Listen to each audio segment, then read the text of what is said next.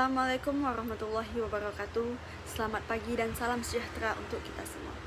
Yang saya hormati dosen pengampu mata kuliah Ibu Sherlyn Henry MPD serta teman-teman mahasiswa yang saya banggakan.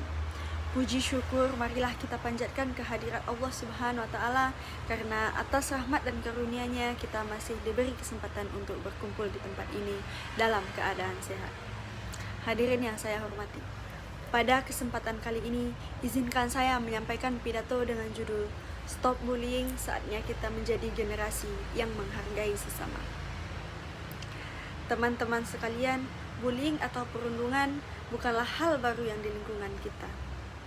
Ia bisa terjadi di mana saja, di sekolah, kampus, tempat kerja, bahkan di media sosial. Namun, yang lebih mengkhawatirkan adalah banyaknya orang yang menganggap bullying sebagai hal biasa atau hanya sekedar bercanda. Padahal dampaknya bisa sangat serius baik bagi korban maupun pelaku.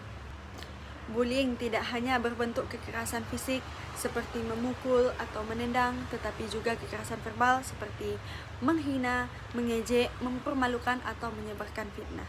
Bahkan di era digital ini muncul bentuk baru yang disebut dengan cyberbullying, yaitu perundungan yang dilakukan di media sosial. Teman-teman yang saya cintai, izinkan saya menceritakan sedikit tentang seorang mahasiswa yang bernama Timothy Anugrah yang kuliah di Universitas Udayana. Ia pernah mengalami perundungan karena penampilannya yang dianggap berbeda dari teman-temannya. Ia sering dijadikan bahan ejekan, dikucilkan dalam kelompok belajar, hingga dijadikan lelucon di media sosial. Awalnya, ia mencoba bersabar dan mengabaikannya. Namun, lama-kelamaan hal itu mempengaruhi rasa percaya dirinya. Ia menjadi pendiam, malas kuliah, dan sempat berpikir untuk berhenti. Kisah Timothy adalah gambaran nyata bahwa bullying bukanlah hal sepele. Setiap kata, setiap ejekan bisa meninggalkan luka yang tidak terlihat. Luka di dalam hati dan pikiran seseorang. Dan parahnya lagi, luka itu seringkali tidak mudah untuk sembuh.